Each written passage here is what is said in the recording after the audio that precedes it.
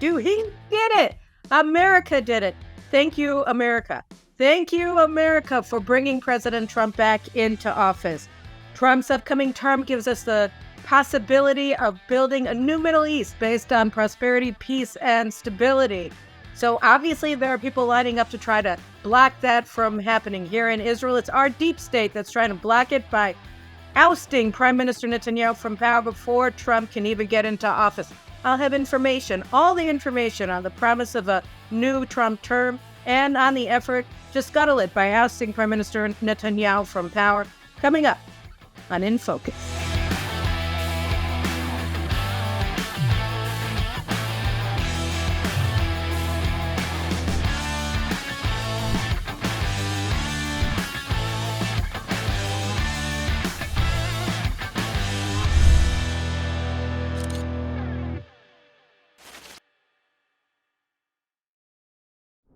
All right, he did it. He did it. Thank God. Okay, now having said that, I've gotten it out, I've ventilated. Let's talk a little bit about what's happening here in Israel. Last Sunday, I discussed with you guys, or this Sunday actually, just 2 days before the election, I talked to you guys about the fact that suddenly, a week ago, out of the clear blue sky, the Shin Bet, Israel's sort of secret police or whatever, our FBI that is in charge of many, many things, has had arrested a former Netanyahu spokesperson and 3 officers in the IDF, or 4 officers in the IDF, accusing them of stealing secret documents and then publishing them. And this could be the most serious security episode ever, in Israeli history. And it worked out that Eli Feldstein, the former spokesman who's now been remanded to custody for another week until next Sunday at least, along with 2 of the military officers who are still in jail with him, not a police jail, but a Shabak jail, where they're under investigation. That what happened was the intelligence services were not sharing information from Hamas computers that had been seized in military operations in Gaza with the Prime Minister's office. This itself is probably illegal because they have to share it because it's the chain of command. At any rate, they're hiding this information from Netanyahu. Officers transferred this information to Feldstein, and Feldstein used the information to publish a pro-Israel article in Bild, which set out, on the basis of this Hamas information, this internal Hamas document, which was apparently approved by Hamas leader Sinwar, set out how Hamas was using psychological warfare against both the hostages and the hostages' families to try to destabilize the Israeli government. And it also worked out that the messaging that they were having the hostages put out, and we saw this with all the hostage videos where they all say the same thing, that the purpose was to sort of conjoin Hamas's psychological warfare operation with Netanyahu's political opposition in Israel that's been trying to oust him from power for the past 10 years. So every single hostage video that we've seen has seen a hostage saying, Bibi, you have to let me out. It's all your fault that I'm here. It's because of you. It's because you abandoned me that I'm here. All of them say that. All of them use the same script.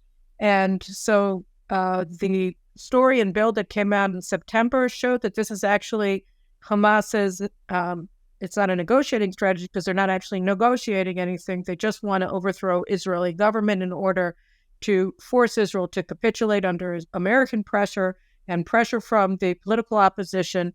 And that would allow Hamas, of course, to emerge, survive this war, not unscathed, but in a position to rebuild its forces and in continued control over Gaza, right? So that was the Eli Feldstein thing. It's still going on. And then we found out this week that there are 2 other investigations that the Shabak and the police are carrying out against Netanyahu's office. And the first one is that last July it was reported that Netanyahu's former military secretary, a man named Major General Avi Gil, who was a holdover from Naftali Bennett's radical left-wing government that ousted Netanyahu from office in May 21, and Netanyahu ousted back or whatever in November 22 when he won the elections. So Avi Gil reportedly back in July had told the Attorney General Gali Bara Biara that he feared that members of the office or advisors to the prime minister were going through protocols of the security cabinet meetings after October 7th, and he was concerned that they were going to try to doctor the protocols. This was already investigated back in July. It was reported back in July, and as the prime minister's office explained then, there's no way to doctor the protocols. The protocols hadn't been doctored. They're on hard copy. They're transcribed. They're also recorded. So there's no way to actually, after the fact, go back and change protocols. And in fact, no changes had been made in any protocols, which was proven.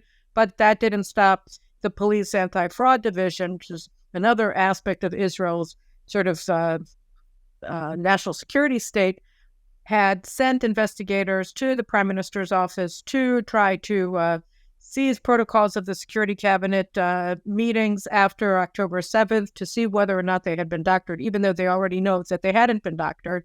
And they were investigating people who work in the prime minister's office.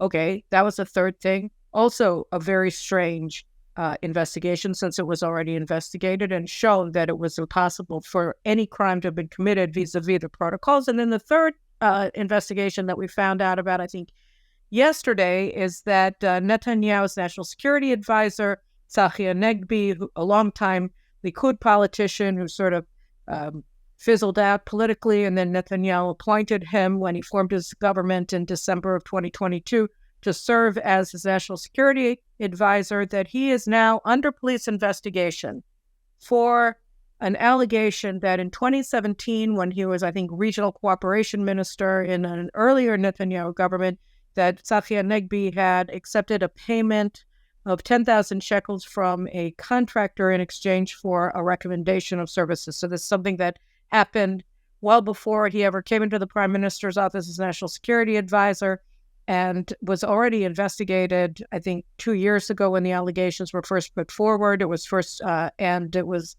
he already testified for the police. So there's no new information here, and yet suddenly they're reopening a 7-year-old or an investigation that was opened and apparently shut 2 years ago. It hasn't been shut. It has been sitting on the desk of Attorney General Gali Baharav Miara for 2 years. And she's done nothing with it. And suddenly, the same week that they open up an investigation of the already exposed as fraudulent alleged allegations made by Netanyahu's former military secretary months ago to Baharav Miara, and the investigation of Feldstein, which began a week ago and was billed as the most horrible security breach in Israeli history. Suddenly, this investigation is now opened after it's been sitting on her desk for 2 years, non-investigated. All right, so all of a sudden you have 3 investigations that are trying to embroil close associates of the prime minister. Why? Why is any of this happening? Well, it's happening for the same reason that it happened in 2016, 2017, when then Attorney General Avichai Mandelblit and the state prosecutors started trying to oust Netanyahu through lawfare, through legal persecution, beginning in 2017. So around the same time as so 7 years ago. So what did they do at the time? They arrested Netanyahu's advisor, Nir Hefetz. They kept him in a flea-ridden jail cell for like 2 weeks, denied him medical care that he needed, both for his flea bites and for a previous condition. And then suddenly they threatened his family by apparently having him see a woman with whom he had been in close personal contact brought in to be investigated by the investigators investigating him, so that they're nod, wink, wink, making clear, you got a nice family over there. Why don't you turn state witness against Prime Minister? He did, in fact, turn state witness against Netanyahu in one of the indictments that they later filed against Netanyahu. More on that in a second. At any rate, so Nir Hefetz was tortured by the police for 2 weeks, I think, in imprisonment until he broke and became state witness. They did the same thing to Shlomo Filber, the former Director General of the Ministry of Communications. They kept him in jail for a prolonged time, threatened his son with a frivolous prosecution of a non-crime threatened him in other ways until he agreed to become state witness against Netanyahu. Now they're doing it to Feldstein. They hope to do it against Tzachi Hanegbi, who is unwell. He's been on medical leave for a very long time, I think since the summer. Okay, he had a major operation like a month ago. He's at home now. He's not in the prime minister's office. They came to his home to investigate him yesterday. Apropos nothing. All right, and I don't know who they're investigating in this Abigail protocols thing. So they're going into the prime minister's office as aggressively as they possibly can to try to get one of his advisors, former or existing, to go against him. They did the same thing, by the way, with the owner of Bezeq telecommunications giant in Israel, a man named Shaul Alovich. They arrested he and his wife Iris, close friends of Netanyahu and his wife Sarah, and they arrested him and refused him medical care. He had a cardiological condition that was obviously inflamed by poor prison conditions for a man who's the CEO of one of Israel's largest corporations. They brought in his wife, treated her incredibly poorly, and brought his elderly mother in for questioning in front of him, started torturing him. Oh, and his son also. So they bring in his entire family for interrogation. They've done nothing wrong. And they tried to threaten them. They take away, they put, liens on all of their property. And in order to try to force Alovich to become a state witness against Netanyahu as well. In the end, he said, I have nothing to give you. I can't be a state witness. I'm sorry, because he has great honor and he wouldn't break. And so they couldn't break him. So they decided to charge him with something that he's going to get off on completely because it's all a lie. And so that's what they're doing. Their idea is that they're going to oust Netanyahu again. That's what they want. That's just what all of this is about. They want to oust Netanyahu from power, right? And so one of the hypotheses is that they wanted to threaten Netanyahu this way in the hopes that he wouldn't fire Defense Minister Yoav Gallant. But maybe because of what they're doing, so there's no reason not to. But there are other reasons. I go over it in an article that I wrote that should be up on JNS now, called The Opportunity of the Trump Presidency. You should really check it out. And Gallant was fired on Tuesday on the eve of the American presidential elections. And all the same, they're going forward with this investigation of Hanegbi at his home yesterday. So they're doing all of this with the hope of forcing Netanyahu out of office. Now, they tried this, like I said, this is round 2. They already did this. Netanyahu has been on trial for 4.5 years. 4.5 years. He was charged with three charges, the most serious of which was bribery. The rest of them are procedural charges. And the judges recommended to the lawyers that they drop the bribery charges. So for 4.5 years, it took 4.5 years for the prosecution to present its case to the judges. There's a 3-judge panel. And all of the charges during the prosecution presentation of its case, every single one of the charges against Netanyahu fell apart. As I said, the judges said, maybe you should reconsider the bribery charge. You haven't proved it. And rather than drop the charge, rather than say, okay, we're going to cancel the indictment, the prosecution started a whispering campaign against the judges, started saying that they were corrupt because the prosecutors themselves are deeply corrupt, and they know that without this case, they don't have anything to stand on because they've already been exposed, but now they're just trying to delay the end as total crooks. This entire prosecution, the entire investigation was a criminal enterprise and a conspiracy to oust a sitting prime minister from power. And it worked for a while. We had Naftali in power for a year and a half. At any rate, so that was the whole purpose. Was not to put him in jail because he committed no crime. It was to force him to resign. Okay, and now they think they're going to do it with these fake national security investigations against him and against his close advisors. And that's what's happening. So this is the same exact thing that we experienced from 2016 when they illegally opened these investigations against the prime minister until 2020 when when his trial began, and then since 2020, as he's under trial, everything's fallen apart, and yet they won't let go of it. So that's what's happened. Now they're doing round 2. And, why? Well, first of all, we should praise the United States, right? Because that's obviously what they're doing to Netanyahu is precisely what happened to Trump for the past 8 years since he came into office the first time. He's been scandalized by these hoaxes, one after the other, to demonize him, to criminalize his supporters. And luckily for the American people, all of this is apparently over. I just want to play you this Fox News clip that I saw this morning about the lawfare ending against Trump, just so you can see how lucky you are out there in America. We have some news about Special Counsel Jack Smith, this man right here. Donald Trump said recently that he would fire Jack Smith, quote, within 2 seconds of taking office. Well, we found out that he may not have that opportunity. The reason is that the Department of Justice, where Jack Smith works, cannot prosecute a sitting president. Fox News is told that Jack Smith will be gone from his post as special counsel, meaning the cases will be gone before Trump takes the oath of office. So again, Israel has no such law. Netanyahu has been on trial for 4.5 years. Most of that time he has been prime minister, and there's no stopping it. He's supposed to his defense case is supposed to start. By the way, if these charges were concocted against anybody else, then, the attorney general under any circumstances would have refused to indict them. And then if the attorney general was as crooked as Israel's are, then they would have indicted them, and the court would have refused to try the case because it's so frivolous. And then if the court agreed to try the case, then they would have dismissed the charges very quickly. They can't do that in Israel because they're too afraid of the state prosecutor. So they maintain this trial, then politely suggested that maybe the prosecution should rethink their indictments. The prosecution again started a massive campaign to demonize the judges.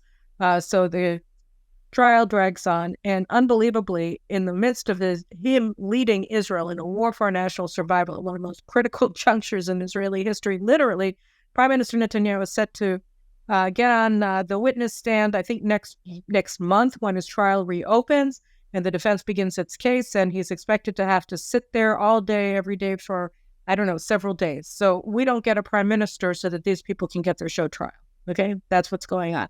At any rate, that's what's happening in Israel. And now we have this new attempted putsch by the legal fraternity acting in collusion with the Shabak to try to oust Netanyahu from power through these incredibly crazy, frightening, Stasi-like investigations of his advisors on just ridiculous allegations. And so that's what's happening here. So let me just go back for a second and talk about the selective enforcement here in Israel. I mean, you saw it in the United States, all the alleged crimes, all the suspected crimes that so many of these Democrats carried out were never investigated, or the charges were dropped. Nobody was indicted, whether, anybody, right? I mean, you know it better than I do.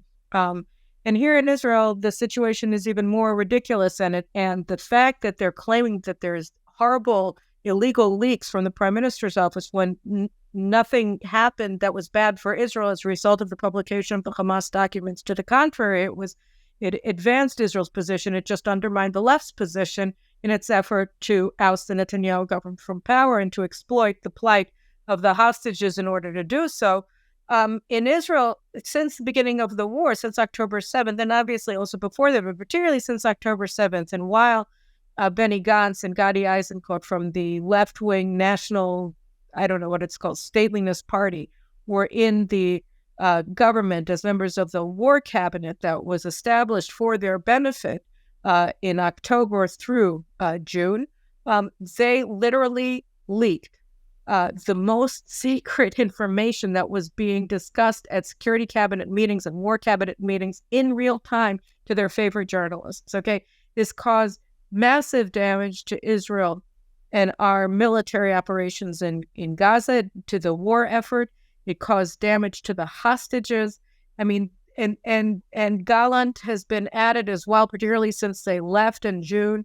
He's been the chief leaker to the Israeli media, and it's been devastating to have these leaks constantly in the media. And Netanyahu has banged on his desk over and over and over again, demanding that the Attorney General Gali Barab Miara, who is totally corrupt, stop blocking the Knesset from discussing. She actually has the power to block bills from being discussed in the government and from being discussed in the Knesset. It's insane. She's a dictator and she's totally corrupt because total power, absolute power, it leads to absolute corruption. So Gali Baraf Miara, she's blocked the advance of legislation that's absolutely requiring a polygraph of people who had access to confidential information that was leaked to the media. That Netanyahu has been begging for this law to be passed for years, and the Attorney General, Israel's legal fraternity, has blocked it from going forward. Why? Because they're systematically leaking as well. So they don't want this bill to go forward because it'll harm them. They are the leakers. You always know who is it that doesn't want to leak investigated. Well, obviously, it's the leaker. So it's them. It's Gallant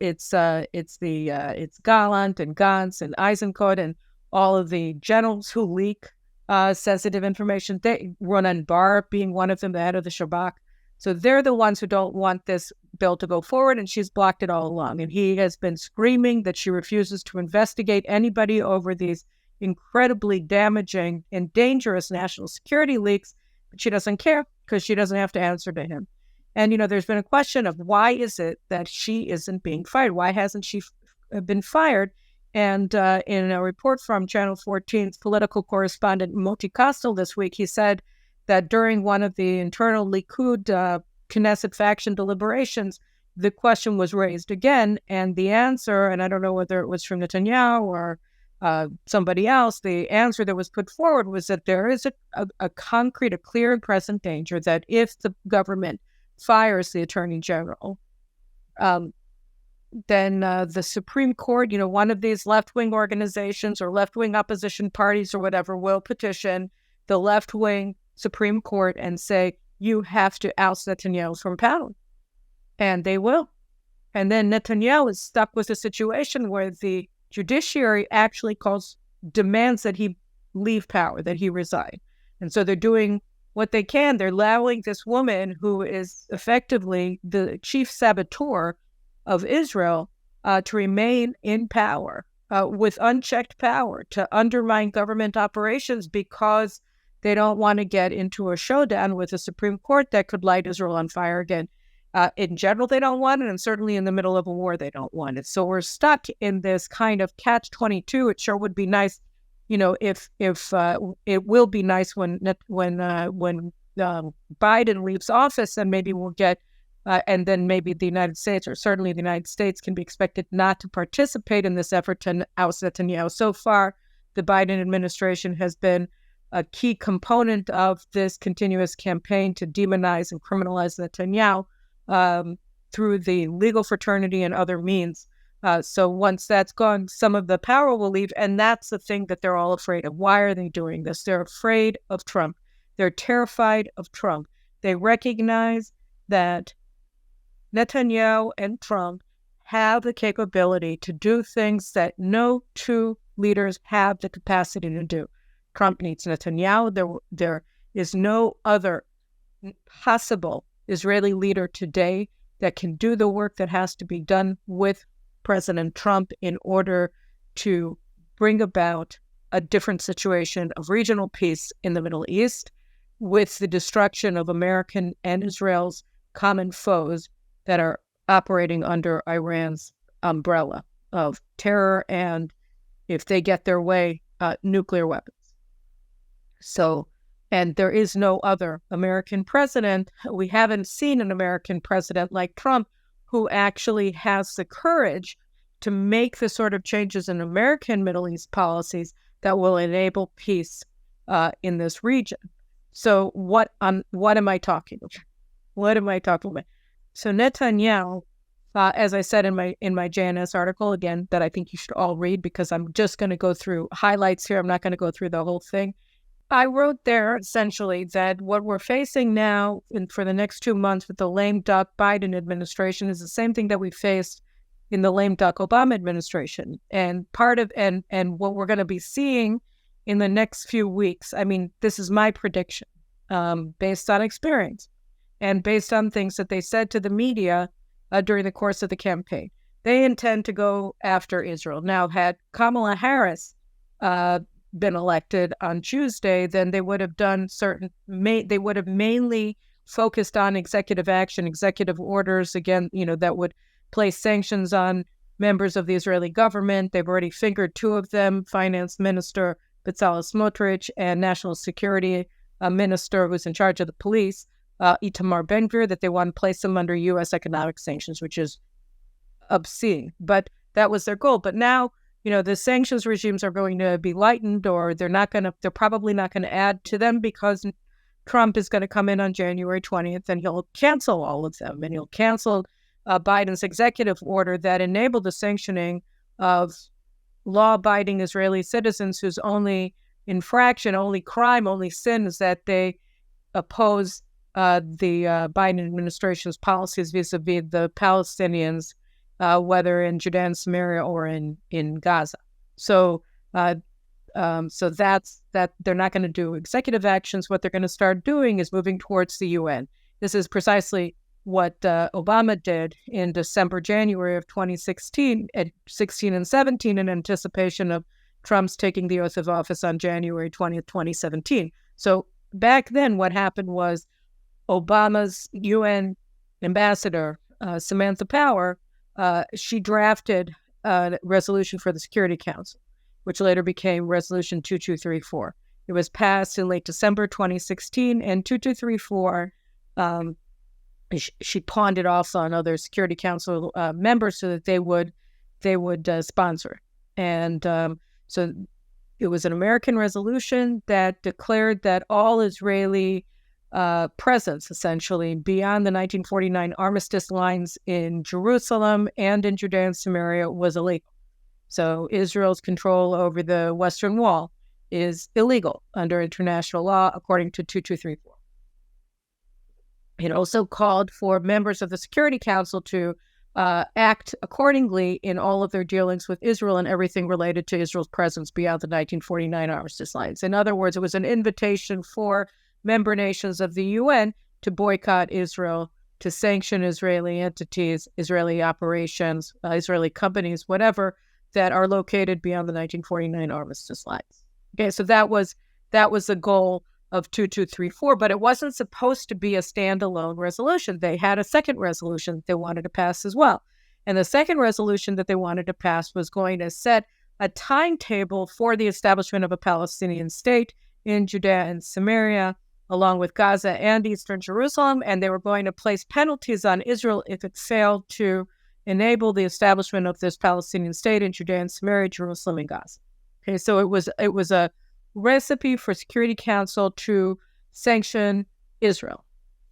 And that one didn't pass because Prime Minister Netanyahu worked with Trump's transition team, and together they turned to, I know that they turned to Putin. I don't know if they turned to anybody else, but Putin agreed to veto this resolution if it came forward. And because Putin signaled that he would veto this resolution, the power shelved it, and the Americans, the Americans under the Obama administration, decided to back down, and they didn't pass this resolution, which obviously would have been far more devastating for Israel. So that Israel was saved from a second resolution because of the cooperation between Netanyahu and the Trump transition team. And I think that the same is called for now because it's very likely that the Biden administration also, it's not just that they want to punish Israel, it's also that they want to block the incoming Trump administration from adopting policies that are opposed by the Biden team. So, for instance, if they take the second resolution 2016 out of the mothballs and put it forward again, what would it do? Well, it would block Israel and the United States under Trump and under Netanyahu from walking away from the fake two-state solution, which is just a recipe for war and destruction, as we saw on October 7th in Gaza. Gaza has been an independent Palestinian state since 2005, and this is what they came up with. And their invasion and one-day genocide was wildly supported and remains wildly supported by the Palestinians in Judea and Samaria. So if Israel were to, God forbid, be forced to withdraw from Judea and Samaria, it's obvious that the same thing that happened on October 7th would happen there because it's also a jihadist genocidal society in Judea and Samaria. So if you want peace in the Middle East, you don't want that. You don't want jihadists in control of Israel's heartland You don't want jihadists in control of Israel's capital. You don't want jihadists in control of Gaza. It's a recipe for devastating war and destabilization, not only of the Middle East, but as we see with the Houthis' effective blockade of the Bab el-Mandab, and 20% of global shipping goes through that place, that choke point.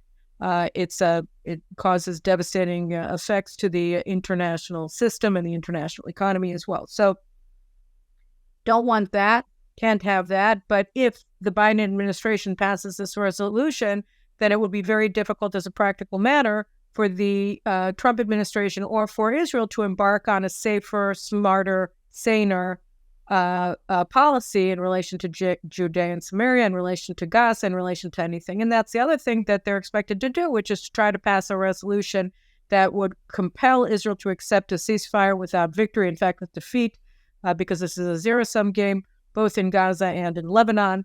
And again, this would be devastating for Israel, and it would be devastating for global security. It would be devastating for regional stability because it would leave Hezbollah in power, perched on Israel's border, or able to re-perch itself on Israel's border, in control, maintaining control of Lebanon. Same thing with Hamas and Gaza. So these two things are an effort by the Biden administration. If they actually come to pass, they pose an effort by the Biden team to block the Trump administration, to block President Trump from actually carrying out the foreign policy that he wants to carry out. They can't do it through executive orders because he'll cancel them. So they want to do it through the UN, which he can't cancel because the United States doesn't have the votes to overthrow standing UN Security Council resolutions, because China and international terrorist groups and the radical left control the UN. So that's what they're trying to do. And so now it's very important that Israel act in conjunction with the incumbent Trump team. Now, would another Israeli leader do that? No, not necessarily, because all the other options for premier right now in Israel are lunatic leftists. And they all support a Palestinian state. They belong, there's almost nobody left in Israel who supports a Palestinian state. But the ones who do are all in the Knesset, because they didn't have to pay a price for their beliefs. And anyway, that's how they maintain the support of the Democratic Party, right? So, there's no Israeli leader that would even think about doing that. And therefore, if there was another leader, then Israel would lose the war. And the Trump administration wouldn't be able to do anything to stabilize the region, because they would be stuck with this Israeli government that wants to have a Palestinian state because they're stupid, and because they're incompetent, and because they're beholden to the international left, of which they desperately wish to be respected members. So that's what would happen. You couldn't really do anything. And that's the same thing for the other things that the Trump administration would be able to do with Netanyahu. So I said that what have we discovered about the UN? We've discovered about the UN that it's not merely, morally corrupt, just one of the most, horrible places on earth. It's that, UNRWA, the UN organization that's supposed to be responsible for the welfare of the Palestinians, such as they are all over the world, it isn't just that it's corrupt and that it incites, enables terrorism. It's actually a terrorist organization. It's the UN's in-house Palestinian terrorist organization. And I don't think that you can mince words about this. I think it's very clear. When you have dozens of UNRWA employees who participated in October 7th atrocities, and they held hostages in their homes, and that UNRWA headquarters and UNRWA schools and UNRWA clinics are all used by Hamas to launch war against Israel, as weapons storage areas, as communications hubs, as missile launching pads, etc. It's obvious that UNRWA itself is not merely enabling terrorism; it is a terrorist organization. And then you look at the leaders of UNRWA and the fact that they refuse to purge terrorists from their ranks of employees. And this didn't start on October 7th. I was writing articles about this for decades, right? So they have never been willing to purge their ranks of actual known terrorists, whether in Gaza or in Lebanon or in Syria or in Judea and Samaria or anywhere. They're not willing, or Jordan, they are not willing to block terrorists from serving as UN employees. But you look at this. This is a terrorist organization. It is part of the UN system. UNIFIL is at the best that can be said of it is that it is an auxiliary force of Hezbollah in South Lebanon. That's what that Hezbollah is launching weapons from, the sightline of UNIFIL bases. They obviously know about it. They're obviously enabling it. They're serving as cover willingly for Hezbollah terrorists operating against Israel, fortifying positions against Israel, et cetera, launching missiles against Israel. These are war crimes. It's both a war crime what UNIFIL is doing, and it's war crimes, obviously, what Hezbollah is doing, because they're shooting these missiles as weapons of mass murder at Israel, hitting civilians, hitting civilian installations or whatever. So that's what's happening. So the UN is actually committing war crimes as the UN, right? So this is an organization that can't be maintained. I mean, it's again we saw during COVID, the World Health Organization is controlled by China. You have all of these aspects of the UN system that are coming under increased control by China, and they're wielding it as a weapon against the United States. Obviously, the UN system represents an existential threat to Israel. They want to replace Israel with Palestine, which is a terrorist group entity. That exists in order to annihilate the Jewish state, and yet they would be very happy to throw Israel out of the UN and replace it with Palestine. It's obvious. They're even thinking about it with the General Assembly.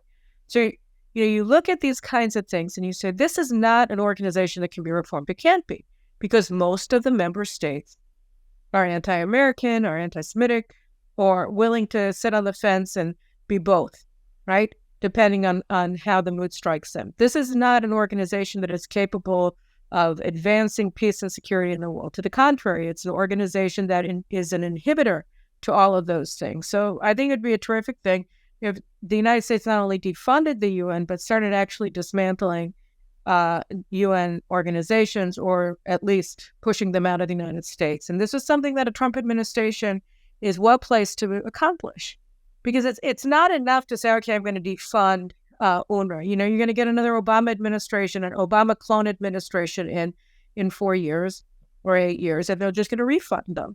And so there's no ability to actually change anything in an enduring way if you maintain the system as it is and just say, I'm not going to fund it anymore. Because then you have your arrears. They keep cha-ching, saying you have to pay. And somebody will come in and you'll end up giving them, a bulk sum of, billions of dollars that they're going to be able to use to maintain their terrorist organizations, their in-house terrorist organizations. And this is, and political influence operations and, health hazards, what have you, right, that are all promoting misery throughout the world in the name of global peace. I mean, this is just, how to blend his playbook. So you look at this kind of situation, you say, what in the hell is going on here? Would a leader other than Prime Minister Netanyahu have the ability to make a case for dismantling the UN, to make a case for why the UN is actually a force for disorder, for mayhem, for misery, for disease, not the opposite? No. Benny Gantz, Yair Lapid, nobody could. And, you need somebody, particularly in Israel, because they pose a literal existential threat to Israel. The UN Security Council, under a different American administration can, call for sanctions against Israel, call for an international operation against Israel. Samantha Power, back in 2002, I think it was, she called for the United States to send the U.S. military to fight Israel. And now she's the UN ambassador. Under Obama, she was the UN ambassador. And now as USAID administrator under Biden, she was accusing Israel of deliberately starving Gaza, for which her allies at the International Criminal Court now seek to issue arrest warrants against Netanyahu. These are blood libels. There's nothing true about it. But what does it matter? You have the International Court of Justice, again, part of the UN system, trying Israel for genocide. I mean, these are crazy things. So obviously, Israel's very existence is threatened by the UN, but the international system of nation states is under threat from the system. And what you really find is that, the actual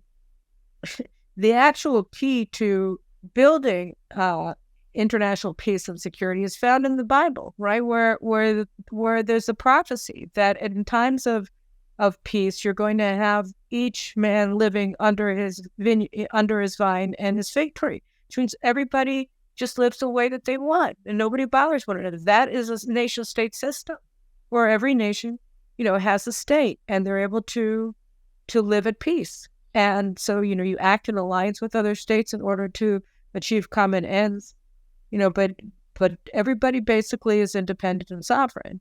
And that's something that if we can't achieve completely, it's certainly something that Israel and the United States can undertake together in a very significant way. And President Trump, I think, is the only U.S. president who'd be willing to do the kind of thing that needs to be done in order to secure America's sovereignty and seize away, the aspects of American society that these organizations and institutions are trying to purloin through their resolutions and their treaties and, all of the rest of it. And so, this is a very major thing that Israel and the United States can accomplish to the benefit of humanity. And obviously to secure Israel's own existence going forward as these organizations become more and more immoral or more and more violent, more and more deranged, more and more anti-Semitic and anti-American. Then the final thing, we've talked about this a lot over the past year. Since October 7th, not only was the Biden administration have they been micromanaging Israel's operations with Gallant as a full partner in this, which is, to try to block Israel from securing strategic objectives. And again, this goes back to the effort to oust Netanyahu. What is a strategic objective? A strategic objective is something that would fundamentally change the way that things are done, right? So right now in the eve of war, we're in a situation, and we still are in many ways, where Iran was dictating our lives.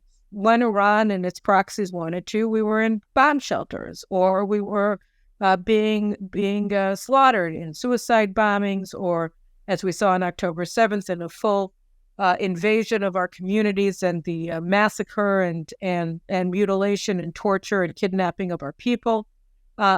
This is, and our soldiers. So this is what Iran has built. This is a system that Iran has built, and by arming Hezbollah and Hamas and the Houthis and the militias in Iraq and in Syria with these very large arsenals of missiles that are all pointing at Israel or at U.S. forces in the Middle East.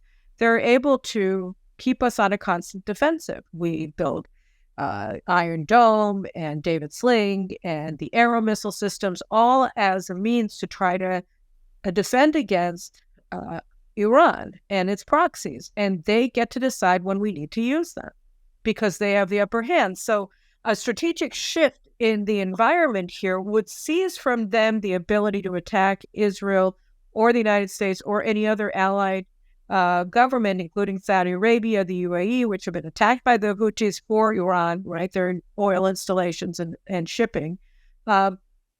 It would give the U.S. and its allies the initiative. It would take away Iran and its terror proxies' ability to carry out actions at will against us. And that is what we seek in this war. So, for instance, if you want to change the strategic environment, then you destroy Hamas as a military organization, but also as a political regime. And to do that, you have to cut it off from the outside world.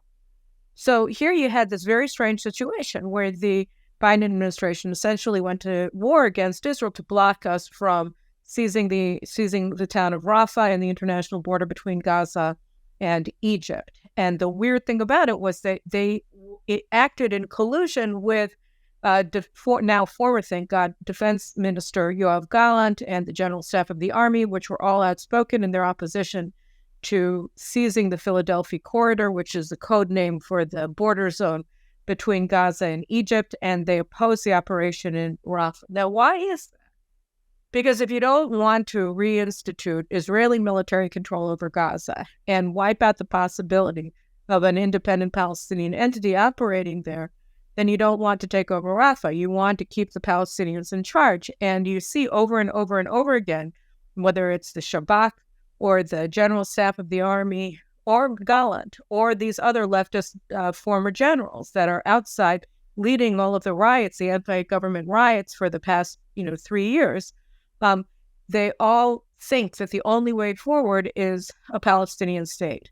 So they all talked about the day after, beginning of like October 8th, right? We need a Palestinian state. We need a Palestinian state. We talked about this already at the beginning of the war, how they were all getting together in these discussion groups, how to sell an unwilling public on the concept of Palestinian statehood, even as the bodies still hadn't been identified for burial, right? So this was already going on from the outset. They never relent.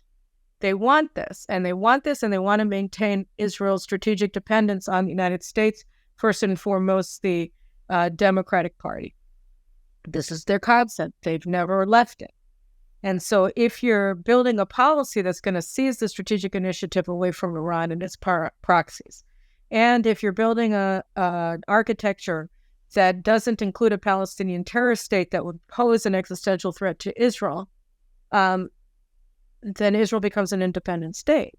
And if you want to dismantle the UN, which denies Israel's right to exist as a matter of course, then again, you're securing the existence of the most challenged, the most threatened nation state on the face of the planet, the Jewish nation state, the one and only Jewish nation state, right? And if you secure that, then you're also securing the sovereignty of all other nation states. Because if you can handle a Jewish nation state, then you can certainly handle a Bulgarian one. You can certainly handle an El Salvadorian one, right? You can handle all of these things. But all of these things are under threat in an international environment that seeks the criminalization and the annihilation of the Jewish state. So, and who might be in a position to secure Israel's sovereignty? Well, obviously Netanyahu. And the third aspect of it, of course, is the weapons dependence on the United States. The Biden administration has used Israel's dependence on them for a UN veto and the weaponry to try to block us from achieving strategic ends. And so by firing Gallant, Netanyahu removed the main remaining political obstacle, not obviously the legal fraternity obstacle, etc., but the political obstacle to going forward to a strategic concept, both in Gaza and in Lebanon, that will allow us to change the strategic reality on the ground along Israel's borders and, of course, in Iran with their nuclear installations, to actually destabilize the regime and to prevent them from becoming a nuclear-armed state. So all of these things were opposed not only by the Biden administration, but also by the generals who work with the Biden administration, including Gallant. So by removing him, Netanyahu removed that last political obstacle to moving forward with a Trump administration, the new Trump administration. Thank God. I can't believe I'm actually saying it and it's happening, but whatever, to actually, change the region for the better. And then what would happen to American interests under such a new architecture? Well, that is a Trump doctrine. I mean, it's not fleshed out, but basically as it was manifested during his 4 years in power, and I think in statements that he's made repeatedly since then, said Trump doesn't want U.S. to be directly engaged in wars in the Middle East. Why would he? I mean, it's far away from home. And so far, the return on the investment of trillions of dollars and the lives of thousands of soldiers who died fighting in Iraq, died fighting in Afghanistan for decades, has been disastrous, has been an empowered Iran. So obviously something's fundamentally wrong with the way that they were doing things. And he looks at it differently. He says, the United States, unlike, say, China, has actual allies, right? This is something that my friend David Goldman, who's been on the show many times, has said, that the United States has allies. China has, interest. And Trump's idea is that if you empower America's allies to fight their own wars by giving them diplomatic support, by providing them with the munitions they may need in emergencies, then you don't have to fight them. And that's always been the advantage of Israel, is that Israel never asked anybody to fight. What was so odd about the Biden administration is they're very willing to send American forces in to protect Israel from Iran or Hezbollah, but they're not willing for Israel to fight to victory, so that they'd rather have Israel as a satrapy, as a colony of the United States that's not allowed to determine its course, that's not allowed to win its wars, and then bring in U.S. forces with THAAD batteries instead of increasing production of Arrow missiles or whatever, Oh, and obviously not providing Israel with the artillery and tank shells and the Air Force ordnance that we need in order to finish the job, and threatening us with an embargo, a full embargo, threatening us with not using the U.S. veto at the UN Security Council. So threatening to deny us all the things that we need from the United States if we don't bow to the American design. So they see the United States as an imperial power that comes in and oppresses its allies in order to prevent its allies from winning. And Trump sees things in the exact opposite way. No, let's empower Israel, let's empower the Saudis to fight common foes that they share with the United States. Let them do it their way. They live there. They understand the situation. And our boys and girls don't have to be put in harm's way. And that's precisely the concept of a nation state, that a nation state should be able to defend itself. And to this end, Israel has to end its need for munitions from the United States in times of emergency. Because, if we maintain this dependence on artillery shells, on tank shells, on Air Force bombs from the United States, then, we may not be attacked under a Trump administration, but under the next Obama clone administration, we will be. And then we'll be in the exact same pickle we've been in now. So we have to win this war. We have to work with the incoming Trump team in order to block the administration from, using its lame duck period to punish us, and to block the Trump administration from embarking on a different foreign policy course than the Biden and Obama foreign policy in the Middle East. And then we have to think about, how do we use the next 4 years to secure America's national security interests and Israel's national security interests and survival in this region and in this, very swiftly deteriorating and broken international system moving forward. I think it's in America's national security interest. It's certainly in Israel's, and it can't be done under anybody but Donald Trump. It can't be done under anybody but Prime Minister Netanyahu. These are both transformational leaders, both of their own societies and of the strategic balance of power in the region. And they're probably the only ones who can do it. And this is our opportunity, which is why we see these incredible efforts on the part of Israel's deep state, which is, again, aligned with the Democratic Party, to oust Netanyahu from power by persecuting his closest advisors, to try to get them to gin up claims against Netanyahu that these people hope will either discredit him or force him from office for other reasons, scare him.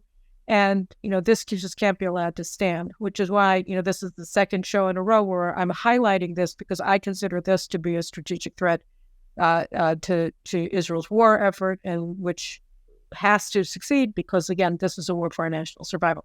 Anyway, those are my thoughts today, and I'll see you again next week. I'm looking forward to a great interview as well with a colleague of mine who's going to have some really interesting things to say about the jihadist world view and other things. So anyway, we'll talk to you guys again next week.